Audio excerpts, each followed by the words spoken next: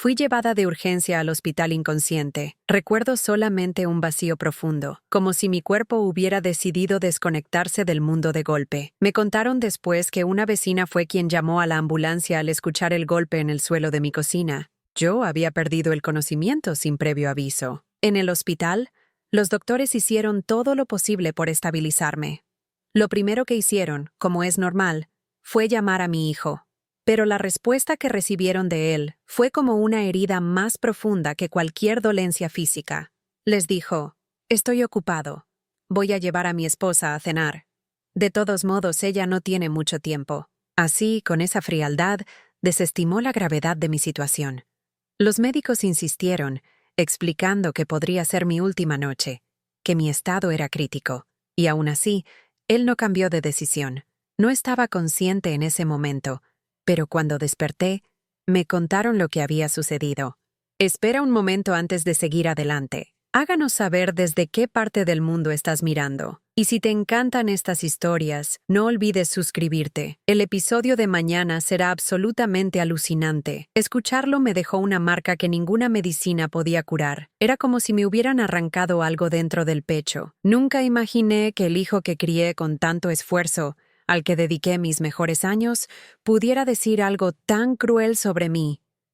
Mientras estaba en la cama del hospital, rodeada de máquinas y enfermeras que no conocía, me sentí completamente sola. No era la soledad de no tener compañía. Era la soledad de saber que quienes deberían estar allí, los que más significaban en mi vida, eligieron no estar.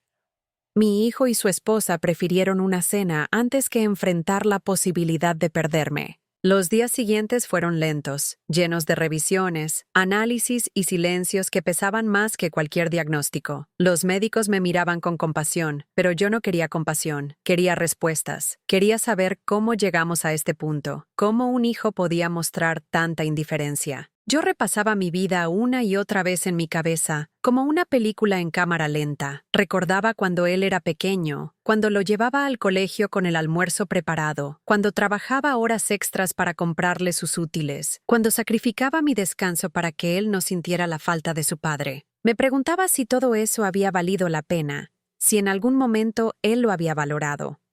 La enfermera que me cuidaba en las noches era joven y siempre intentaba conversar conmigo para animarme. Me preguntó si esperaba visitas de familiares.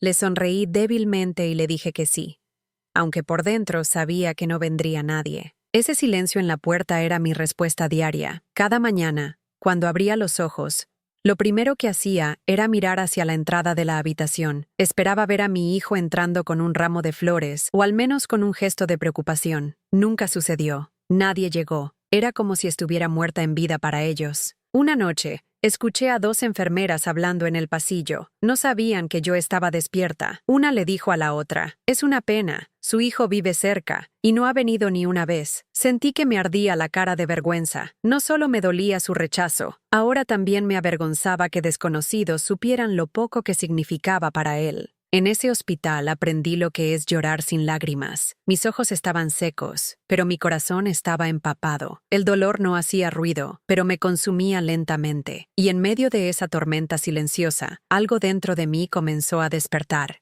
Pasaron los días. Los médicos dijeron que mi cuerpo respondía mejor de lo esperado. Contra todo pronóstico, una semana después, me dieron el alta. Cuando salí por la puerta del hospital, el aire fresco me golpeó en la cara, y sentí que no era la misma mujer que había entrado. Seguía siendo la madre de siempre, pero ya no era la madre dispuesta a aguantarlo todo sin decir nada. No fui recibida con abrazos ni con muestras de cariño. Regresé sola a mi casa, con mis cosas en una bolsa de plástico y con la sensación de que había sobrevivido no solo a una enfermedad, sino a la confirmación de que estaba sola en la vida. Esa soledad, en lugar de derrotarme, me dio un tipo extraño de fuerza. En casa me senté en la mesa de la cocina. El silencio era absoluto. Todo estaba igual que el día que me desplomé, como si el tiempo se hubiera detenido. Me quedé mirando el teléfono por unos minutos, dudando de lo que estaba a punto de hacer, y entonces marqué el número de mi banco. Mi voz temblaba, pero logré mantener la calma. Les pedí que revisaran mis cuentas, que actualizaran mis accesos, que confirmaran ciertos movimientos que llevaba tiempo postergando. No eran simples trámites, eran el inicio de algo que ni siquiera mi hijo podía anticipar. 2 horas más tarde, mientras aún trataba de ordenar mis papeles sobre la mesa, escuché el sonido de un auto frenando bruscamente frente a mi casa. Me asomé por la ventana y allí estaba él, mi hijo, con la cara desencajada y los ojos llenos de pánico. No había venido a preguntar cómo me sentía. No había venido porque lo moviera el amor. Había venido porque algo en esa llamada al banco lo había asustado. En ese instante lo supe. Lo que estaba por comenzar no era una reconciliación, era una confrontación. Y esta vez no pensaba callar. Mi hijo no tocó el timbre 2 veces. Fue un golpe seco, seguido de otro, como si temiera que me arrepintiera y no abriera. Cuando abrí la puerta, se quedó un segundo mirándome de arriba abajo. Le sorprendió verme de pie, con el pelo aún húmedo del baño rápido que me di para despejarme, y con una carpeta de papeles sobre la mesa del comedor. No preguntó cómo me sentía. Preguntó, ¿qué hiciste con el banco? No contesté de inmediato.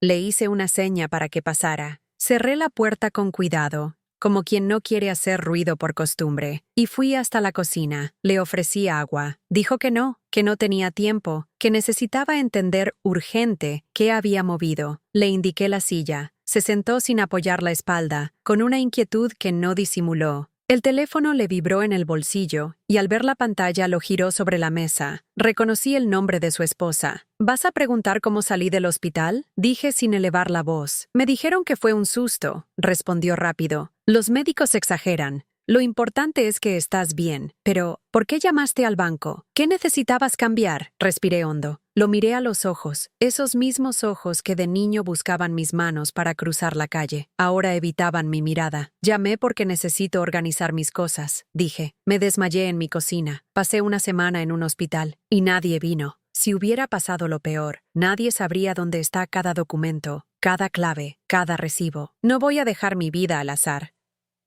Se recostó por fin, pero no en señal de descanso, sino como quien decide adoptar otro tono. Mamá, pudiste avisarme.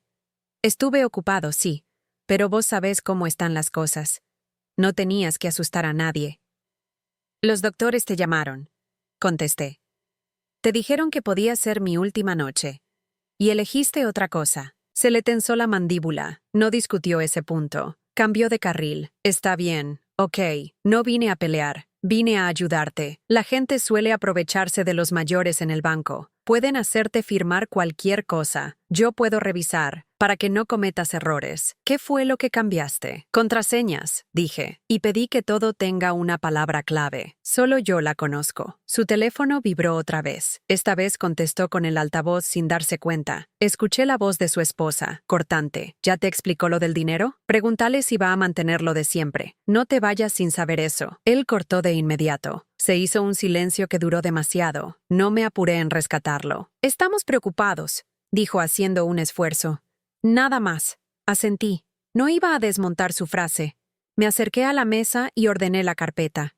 Había actas, recibos de servicios, una libreta con teléfonos, informes médicos y un papel con un listado que preparé con calma. Medicamentos, dosis, horarios. Lo dejé a la vista a propósito. Ya que estás preocupado, dije, te aviso algo simple. No firmo nada hoy ni mañana. No voy a autorizar accesos, ni poderes, ni nada que no entienda palabra por palabra. Si necesitas saber algo puntual, pedilo por escrito. Lo voy a leer tranquila. Frunció el ceño. ¿Quién te metió esas ideas? ¿Estás desconfiando de mí? Estoy cuidándome. No hay nada personal en eso. Se levantó, caminó hasta la ventana, miró la calle como si allí estuviera la respuesta. Volvió, apoyó las manos en el respaldo de la silla. Mira, mamá, tenemos planes, hay compromisos, la vida no se frena. Si haces movimientos bruscos en el banco, vas a complicarte. Te lo digo por tu bien. Mi bien es no volver a caerme en la cocina y que nadie aparezca, respondí.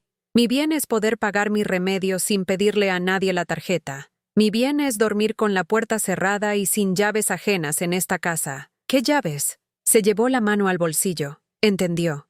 Tenía copia desde hace años. No recordaba cuándo se la di. Se la pedí con la misma calma con la que se piden los platos después de comer. Tráela mañana. Quiero controlar quién entra y quién sale. Avisa antes de venir. No vuelvas a golpear así. No estoy para sustos. Me miró como si no hubiera escuchado bien. ¿En serio? Sí. No dijo que sí ni que no. Guardó el teléfono, apretó los dientes y por fin pronunció lo que lo había traído. Necesitamos sentarnos los tres. Esta noche. Vos, yo y ella. Hay temas que resolver. Hoy no, dije. Hoy voy a descansar. Mañana a la tarde si querés. Se fue sin saludar. Escuché el portazo del auto. Me quedé de pie en la cocina unos minutos, hasta que el corazón volvió a un ritmo normal. Lavé un vaso, acomodé la carpeta, me preparé un té. No lloré. Revisé el horario de los remedios y me senté en el sillón con una manta. El cuerpo me recordaba que hacía horas estaba en una cama de hospital.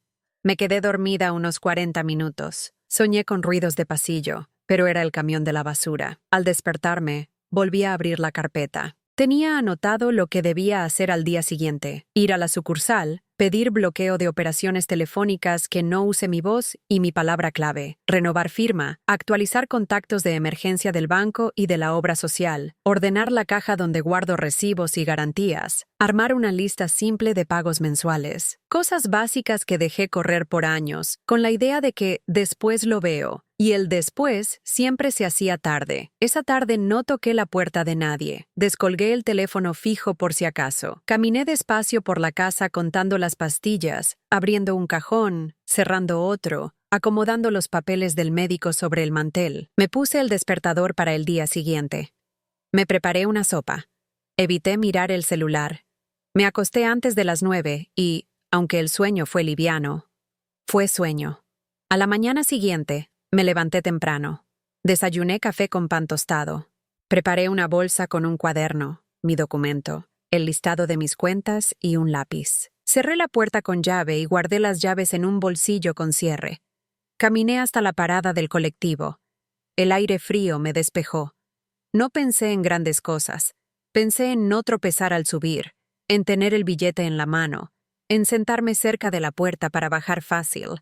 La sucursal estaba llena. Tomé un número y me senté en el banco largo de madera. Miré las pantallas que llamaban por turno. La gente conversaba en voz baja. Un señor mayor discutía con un ejecutivo sobre un débito que no recordaba. Una señora contaba monedas. Yo, con el cuaderno abierto, anoté cada paso que quería cubrir para no olvidarme. Cuando me atendió la gerente, fui clara. Quiero que toda operación tenga palabra clave. Quiero que mi firma se actualice. Quiero que quiten a cualquiera que figure como contacto autorizado sin mi presencia. Y quiero que me impriman un comprobante de todo. La mujer fue amable, pero me miró con esa mezcla de respeto y precaución que se reserva a quien viene decidido. No hay apoderados, dijo revisando. Solo figuran números de teléfono. ¿Desea mantener alguno? No, solo el mío. Si hay emergencia, aquí está el teléfono de la clínica y el del consultorio del médico. Y este es el de mi vecina, por si necesitan ubicar a alguien. Nadie más. Hizo copiar los datos. Me entregó formularios. Firmé con paciencia, leyendo cada línea. Pedí que me repitiera las condiciones. Al final, me extendió un sobre con tarjetas nuevas y una hoja con instrucciones. La palabra clave queda registrada.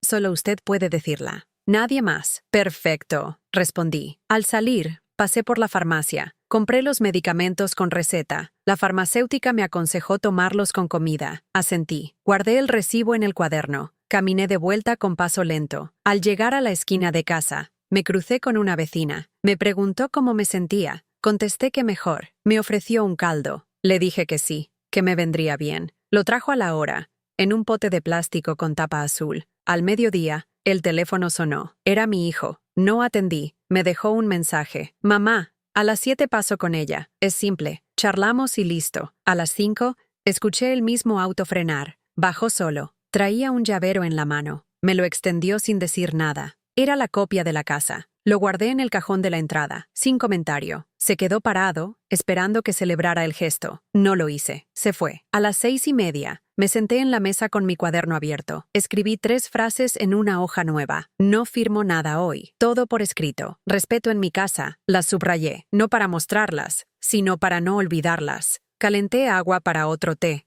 Puse 2 tazas, por si necesitaba una excusa para levantarme en algún momento. De fondo, el noticiero con el volumen bajo. A las 7 en punto, sonó el timbre. Abrí. Esta vez estaban los dos.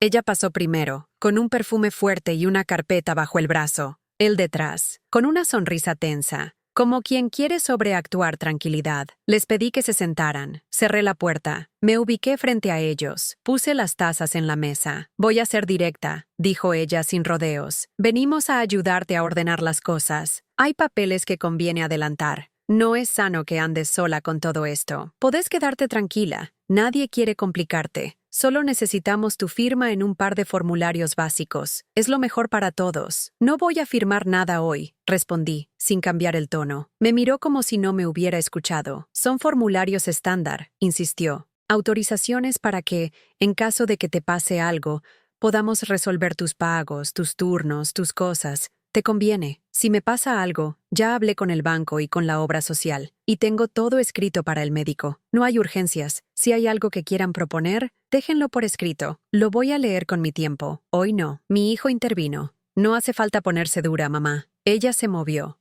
Averiguó. Consiguió consejos. Es para tu bien. Mi bien lo decido yo, dije. Estoy cansada. Salí del hospital ayer. Hoy caminé hasta el banco. No voy a hablar de cosas importantes en este estado. Mañana, si quieren, me alcanzan lo que sea por escrito. La nuera sonrió, pero no era una sonrisa amable. No tenés por qué desconfiar. Somos familia. No me salió una risa ni un comentario. Me limité a mirarla. El silencio la incomodó. No te estamos pidiendo nada raro, agregó. Solo un poder para hacer trámites simples, por si hay que pagar servicios o cobrar un cheque. Cosas de todos los días. Puedo pagar mis servicios, dije, y no tengo cheques. Se miraron entre ellos. Él apoyó los codos en la mesa y juntó las manos. A ver, mamá, entiendo que estés sensible, pero hay realidades. Yo tengo obligaciones. No puedo estar a la expectativa de si vos te acordás o no de encender una estufa, de cerrar el gas, de pagar un impuesto. Nosotros tenemos nuestra vida. Necesitamos previsibilidad. Si vos te organizás, todos nos organizamos. ¿Previsibilidad?, pregunté. Ayer, cuando los doctores dijeron que podía ser mi última noche, no tuviste tiempo. Hoy querés previsibilidad. La mía empieza por mí. No voy a dejar mi llave, ni mi firma, ni mis cuentas a nadie. No hoy. Ella abrió la carpeta y deslizó 2 hojas. Pude leer el título grande. Autorización de gestión. Debajo, espacios en blanco. Ningún detalle específico a la vista. Mantuve las manos lejos del papel. Déjamelos, pedí. Los reviso mañana. Preferimos resolverlo ahora, dijo ella. Tarda 5 minutos. No. Mi hijo se levantó y caminó por el living, como había hecho el día anterior. Volvió a sentarse. Se pasó la mano por el pelo. ¿Qué es lo que querés?, preguntó, con cansancio. Decilo claro. Abrí el cuaderno. Leí mis 3 frases para adentro, para no olvidarme. Quiero respeto en mi casa. Empecé. Quiero que avisen antes de venir. Quiero que entiendan que puedo equivocarme, pero que puedo aprender. Y quiero que no vuelvan a hablar de mí como si yo no estuviera. Si quieren ayudar, hay cosas concretas. Llevarme al médico el martes, pasar por la ferretería para cambiar una manguera de la ducha, revisar el timbre que a veces falla. Eso sí, lo demás, no. ¿Y el banco?, dijo él. ¿Vas a mantener lo de siempre? No existe lo de siempre, contesté. Existe lo que yo decida desde hoy. La nuera cerró la carpeta con un chasquido. Tomó su cartera. No tiene sentido, dijo mirándolo a él. Vámonos. Se levantaron. Los acompañé a la puerta. Antes de abrir, agregué. La copia de la llave ya la tengo. Gracias por traerla. Mañana, si quieren, me dejan lo que pretendían que firmara, por escrito. No respondieron. Salieron. Cerré. Apoyé la frente unos segundos en la madera fría, no por tristeza, sino para ordenar el latido. Volví a la mesa, guardé mi cuaderno, lavé las tazas, me senté en el sillón y apagué el televisor. El silencio fue distinto al de la noche anterior. No era vacío. Era espacio. El teléfono vibró. Un mensaje de voz de mi hijo. Perdona el tono. Hablamos mañana. Te llevo al médico si querés. Pasamos al banco. Lo que prefieras. Pero, por favor, no tomes decisiones apresuradas. Te amo. Guardé el teléfono en el cajón. Fui a la habitación. Puse el despertador para media hora después. No tenía sueño, pero me propuse descansar un poco. Me acosté mirando el techo. Repasé mentalmente lo que había hecho. Pedir la clave, renovar firma, quitar contactos, ordenar medicamentos, Establecer reglas claras. Nada de eso era una victoria. Era apenas el piso que nunca debí soltar. A la media hora, sonó el timbre de nuevo. Miré la hora. Me extrañó. Nadie avisa a esa hora. Fui a la puerta y pregunté quién era. La voz del encargado del edificio, del otro lado. Señora, dejaron un sobre a su nombre. No lo quisieron meter por debajo. Dicen que es importante. Abrí. El sobre tenía mi apellido escrito con marcador negro. Adentro, 2 hojas impresas, iguales a las que mi nuera intentó que firmara. Esta vez con espacios ya completados y una nota pequeña. Así es más fácil. Solo firma donde está marcado. Mañana pasamos a retirarlo. Me quedé de pie, con el papel en la mano. No me tembló el pulso. Apoyé el sobre en la mesa, junto al cuaderno. Encendí la lámpara. Saqué un lápiz y subrayé párrafos que no decían nada, y sin embargo decían mucho. Me serví un vaso de agua. Apagué la lámpara. Cerré con llave. Volví a la cama. No pensé en vengarme. Pensé en no repetir lo mismo.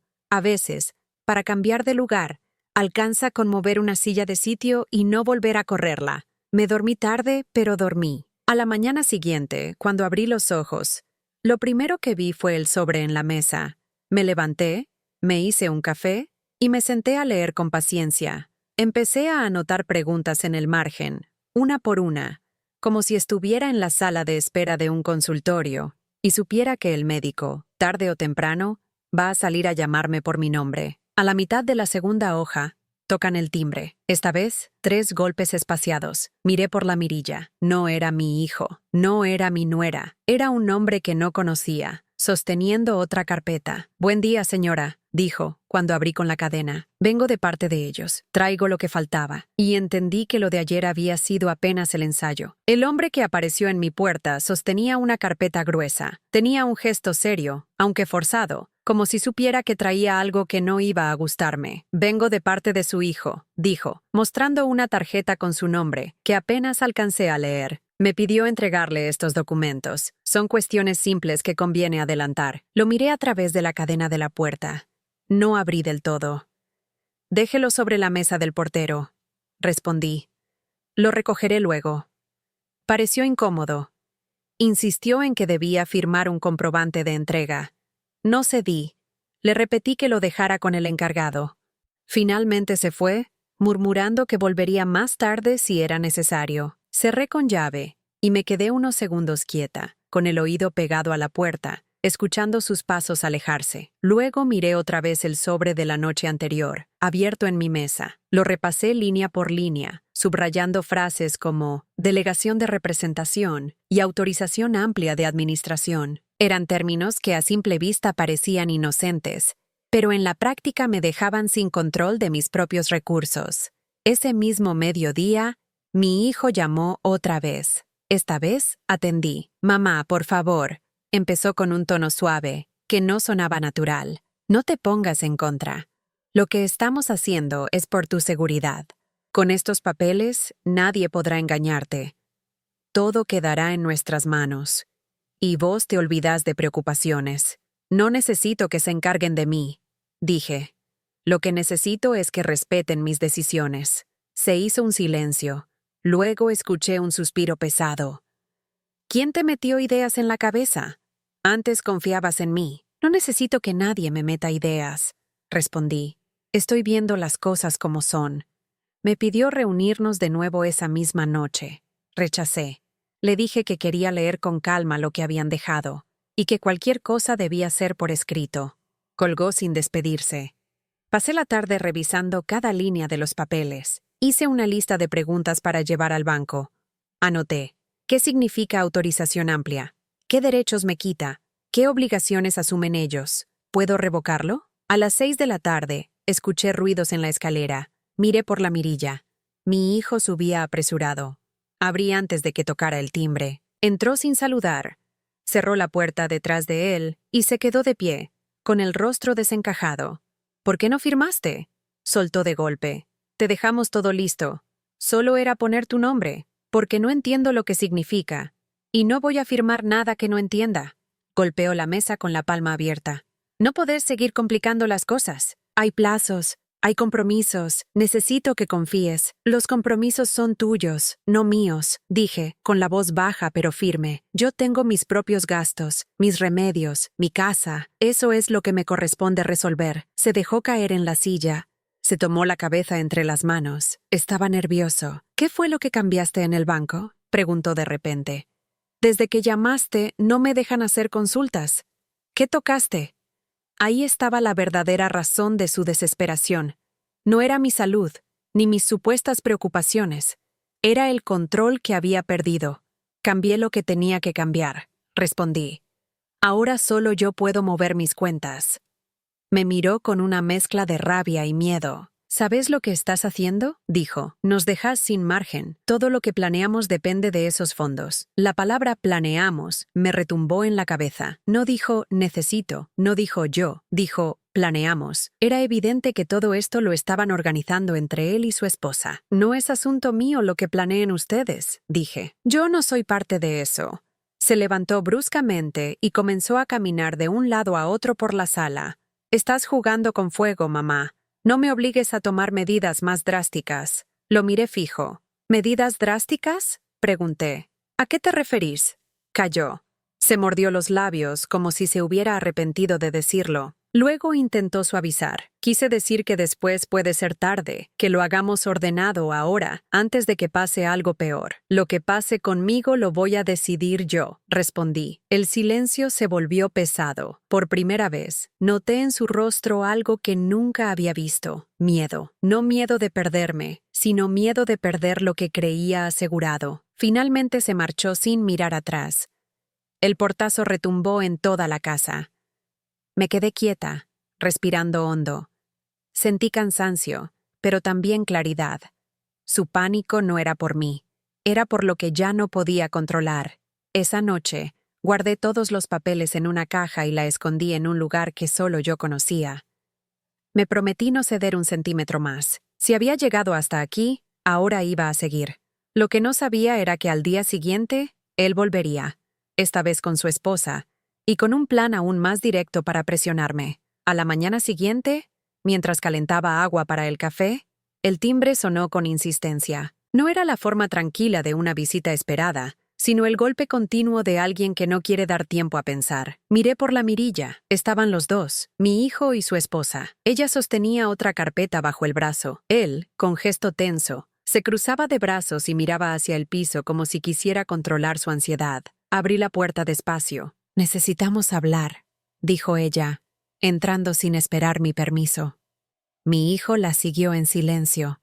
Cerré la puerta y respiré hondo antes de girar hacia ellos. «Siéntense», dije, señalando la mesa del comedor. Ella tomó asiento de inmediato, apoyando la carpeta con firmeza, como quien coloca una carta sobre la mesa para ganar la partida. Él permaneció de pie unos segundos, pero al notar que yo no me movía, terminó sentándose también. «Ayer no pudimos resolver nada», empezó ella. «Trajimos los papeles corregidos. Ya están listos para que los firmes. Son solo trámites básicos. Nada que te afecte en lo personal». Deslicé la carpeta hacia mí. No la abrí. «Ya les dije. No voy a firmar nada sin entenderlo primero».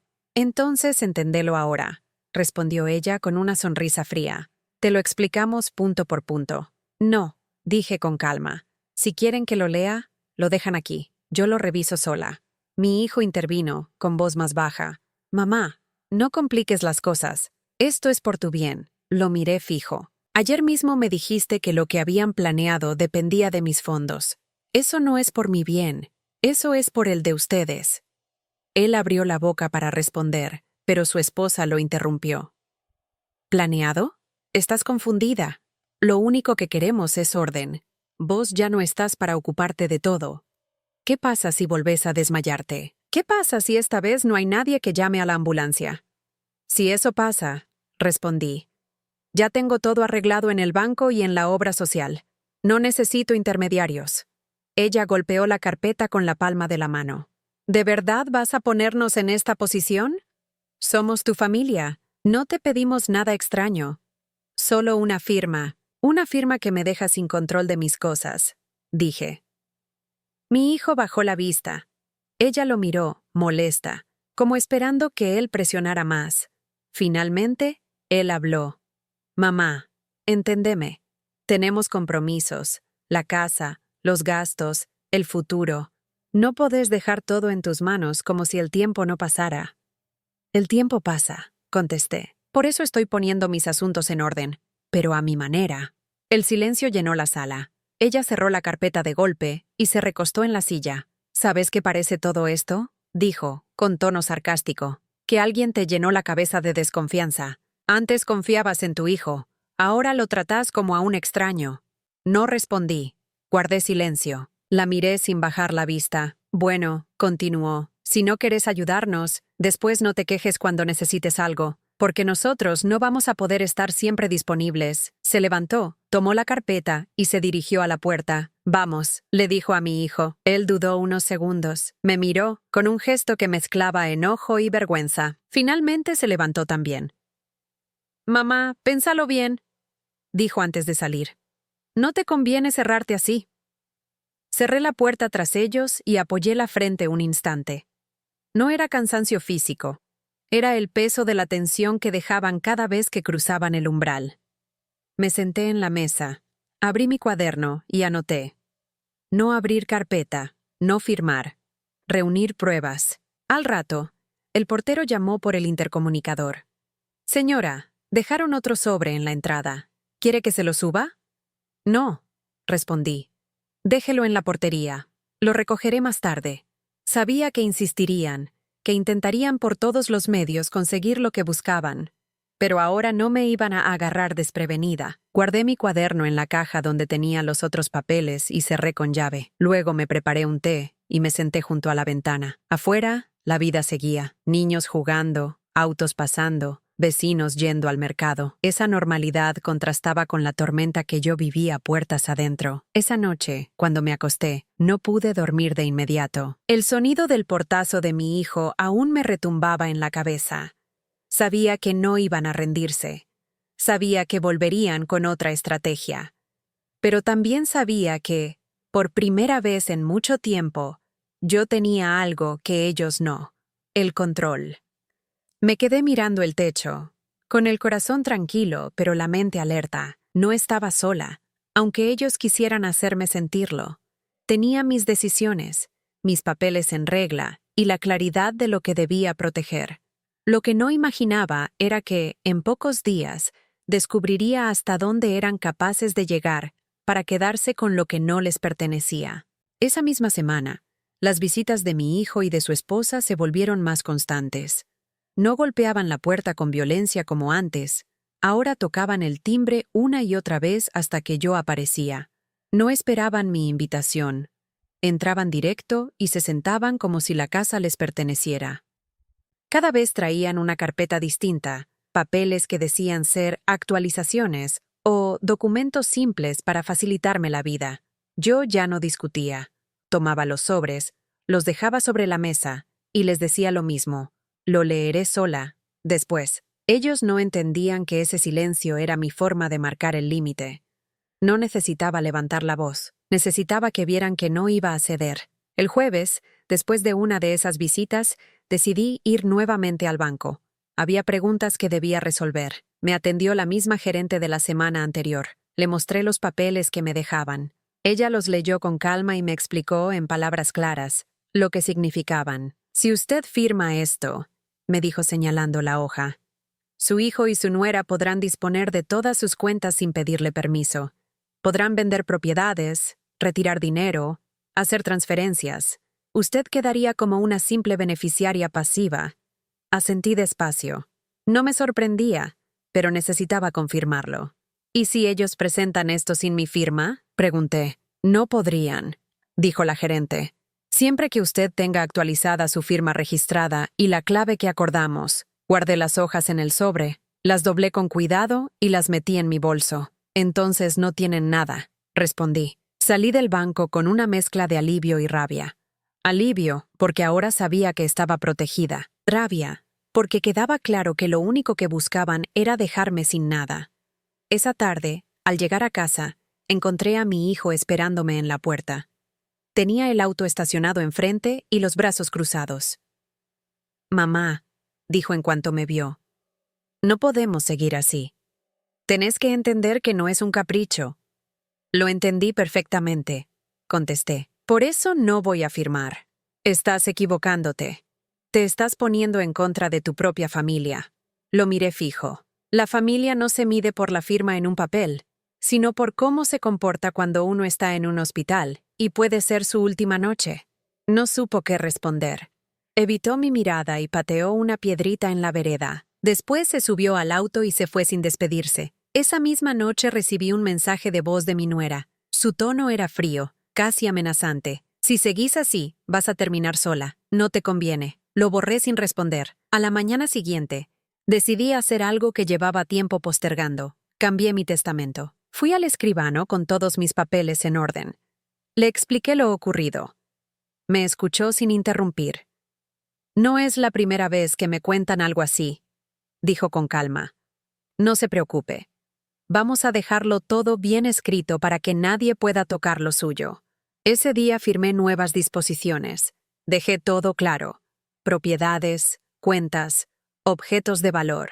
Nada quedaba en manos de quienes me habían despreciado. El escribano me entregó una copia certificada. La guardé como si fuera un escudo. Cuando regresé, mi hijo estaba otra vez esperándome. Esta vez había venido con ella. Los dos estaban en la entrada, como si vigilaran mis pasos. ¿Dónde estabas?, preguntó él. En el centro, respondí. ¿En el banco otra vez?, intervino ella con un tono inquisitivo. Hice mis trámites. Lo que corresponda lo manejo yo. Estás actuando a nuestras espaldas, dijo mi hijo alzando la voz. No, contesté tranquila. Estoy actuando de frente, como corresponde. Entré en la casa y cerré la puerta sin invitarlos a pasar. Ellos se quedaron afuera, discutiendo entre ellos. Esa noche cené sola y en silencio, pero con una sensación de fuerza que no había tenido en mucho tiempo. A los pocos días, mi hijo volvió a llamar. Esta vez no sonaba molesto, sino desesperado. Mamá, tenemos problemas. Necesitamos tu ayuda. No pregunté cuáles. Ya intuía que eran deudas, compromisos que no podían cumplir sin tocar mi dinero. Lo lamento, respondí. Ya hice lo que tenía que hacer. Mis asuntos están en orden. ¿Qué hiciste?, preguntó exaltado. Lo que debía, cortó sin despedirse. Esa misma tarde, mientras guardaba ropa en el placard, escuché ruidos en la entrada. Abrí la puerta. Era mi nuera, intentando meter un sobre por debajo. Cuando me vio, se enderezó. «Estás cometiendo un error», me dijo sin rodeos. «El error lo cometieron ustedes», contesté. Creyeron que podían decidir por mí. Se quedó unos segundos callada, con el rostro rojo de rabia. Después se fue sin decir más. Me quedé de pie, con el sobre en la mano. Lo abrí. Otra copia del mismo poder que ya había rechazado. Lo rompí en pedazos y lo tiré a la basura. Esa noche dormí mejor que en mucho tiempo. No porque todo estuviera resuelto, sino porque por primera vez sentía que tenía el control real de mi vida. El fin de semana, mi hijo apareció otra vez. Esta vez no trajo carpetas ni sobres. Se sentó en la mesa, con la cabeza baja. «Mamá», dijo, casi en un susurro. «No sé qué hacer. Estamos hasta el cuello». Lo escuché en silencio. No lo interrumpí. «Si no nos ayudas, vamos a perderlo todo», continuó. «La casa, el auto, todo».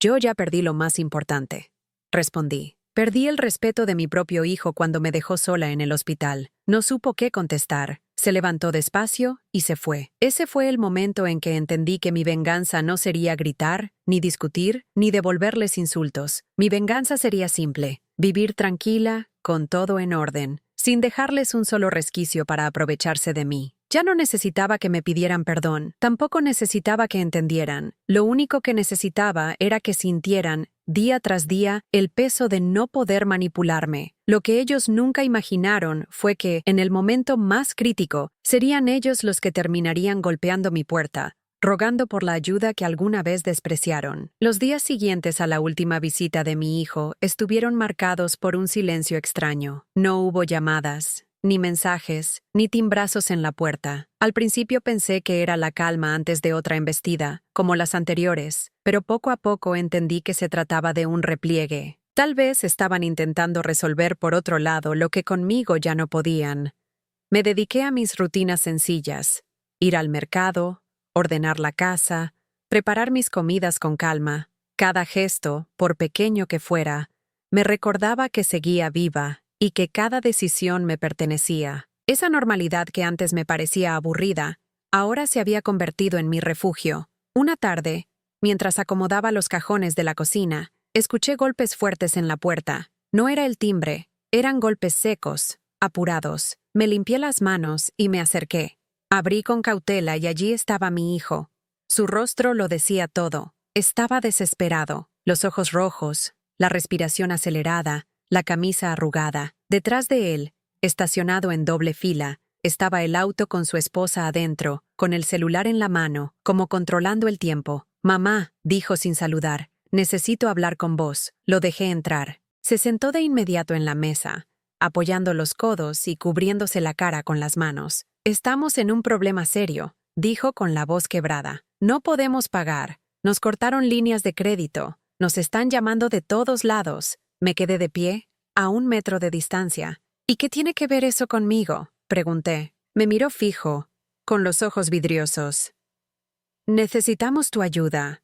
Si pudieras liberar parte de tus cuentas, solo una parte, podríamos salir adelante.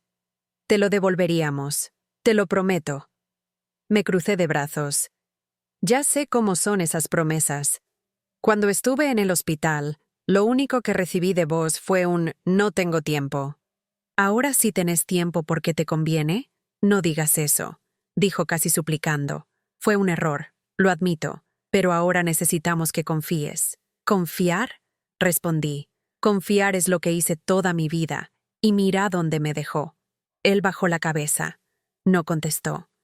Se quedó en silencio, moviendo las manos nervioso. «Ya no estoy dispuesta a sostenerlos», continué. «Lo que tengo es mío. Lo conseguí con esfuerzo, con años de trabajo, y voy a cuidarlo hasta el final». «¿Entonces nos vas a dejar solos?», preguntó, con un hilo de voz. «Así como ustedes me dejaron sola aquella noche», dije.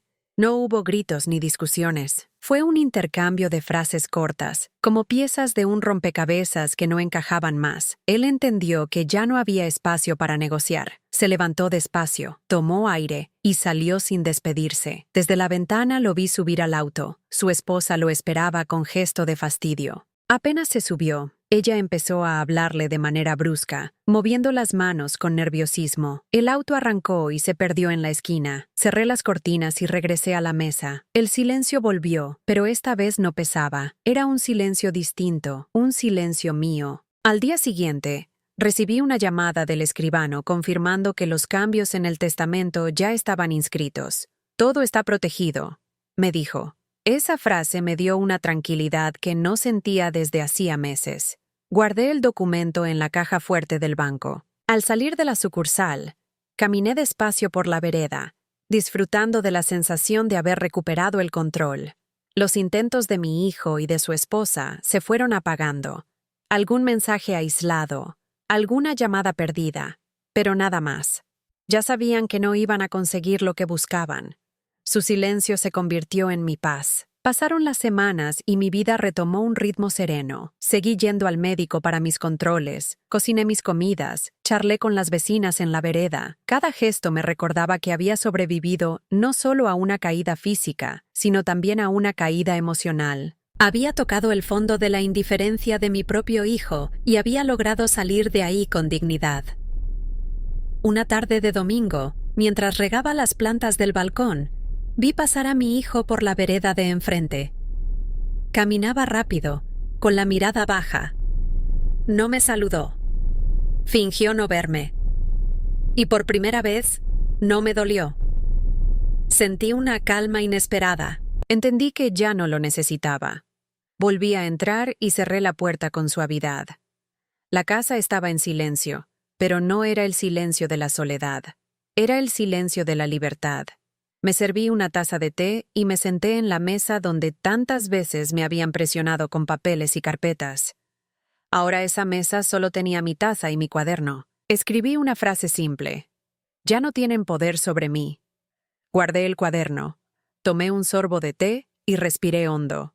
El peso que llevaba encima desde aquella noche en el hospital había desaparecido. Mi hijo y su esposa podían seguir con sus problemas, con sus deudas y con su vida. Yo, por fin, tenía la mía de vuelta. Ese fue mi verdadero triunfo. No gritar, no vengarme con estruendo, sino cerrar la puerta y vivir en paz, sabiendo que ellos, tarde o temprano, entenderían lo que habían perdido.